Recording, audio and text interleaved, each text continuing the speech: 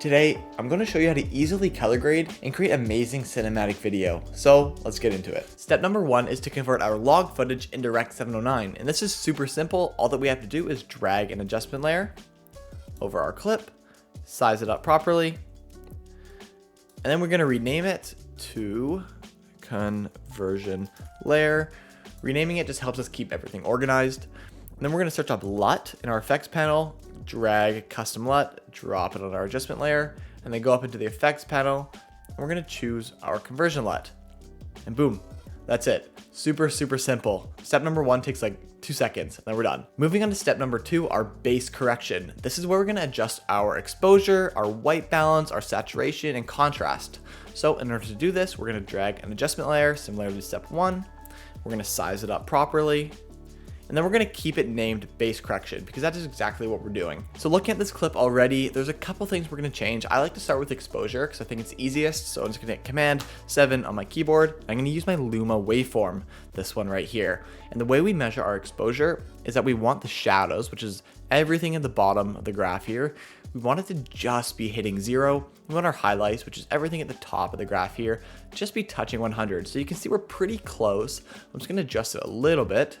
So we're going to go up into this little color triangle here, and I'm going to add a color board with my base correction selected. I'm going to make sure I'm on the exposure tab. I'm going to drag down the shadows just a tad, just so that's just touching. I'm going to drag up the highlights just barely.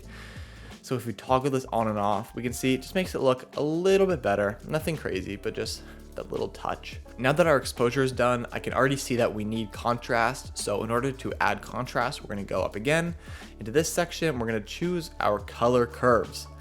And under our color curves, we're going to go to the Luma section. We're going to put a little point here, here, and here. I'm just going to drag the shadows down.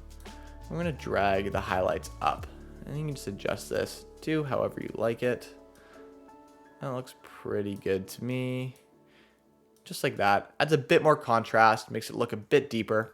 That looks pretty good. And I think this image is looking pretty desaturated as well, so I'm gonna add some saturation.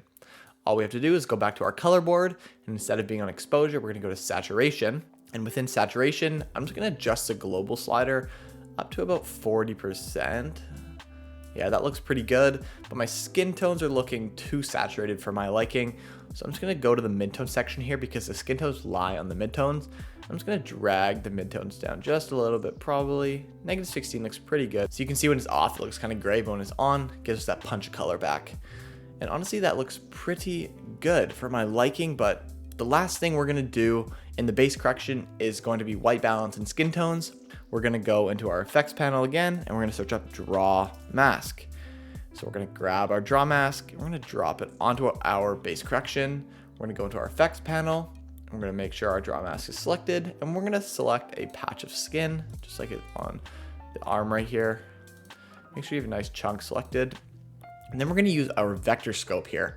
So as you can see, there's this little gray line that starts in the center and goes up right in between red and yellow, and that is our flesh line. Our flesh line tells us where we want our skin tones to lie. So this little thick white line here is our skin tone. So we're gonna wanna adjust this so it's right in line with the flesh line right here. And also, no matter what skin color you are, you're gonna be lined up on the flesh line. So black, white, doesn't matter. You're always gonna be on the flesh line. So to adjust the skin tones, we're gonna go in here.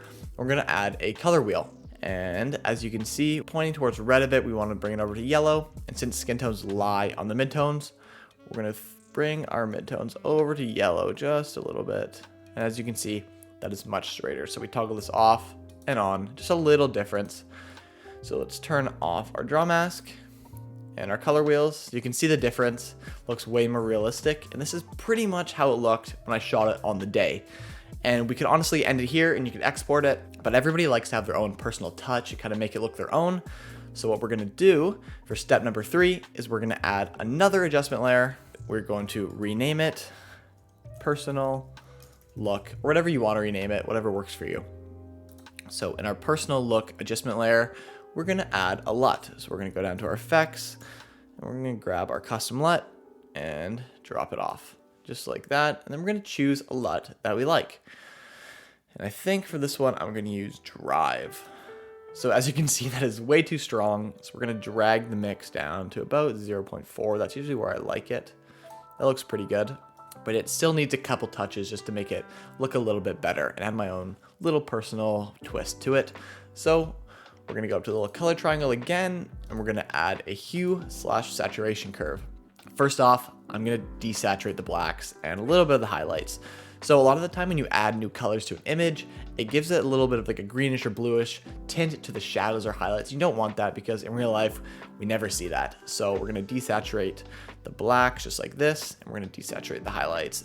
Just makes it look a little bit more realistic, a little bit nicer. It's really hard to tell, but it's just a subtle difference that the eye notices. And moving on, the grass or the turf looks pretty desaturated still. So I'm gonna add some saturation. I'm just gonna use my little clicker, select the color of the grass, just click anywhere on the grass. And it's gonna show up a point on my hue versus saturation section here. I'm just gonna drag this up. Yeah, that looks much better. Like as you can see, pretty gray, and then looks nice and green when I drag that up, just like that. And then the skin tones are looking a bit too flat for me. So using the Luma section, the hue versus Luma, I'm gonna select the color of the skin tones.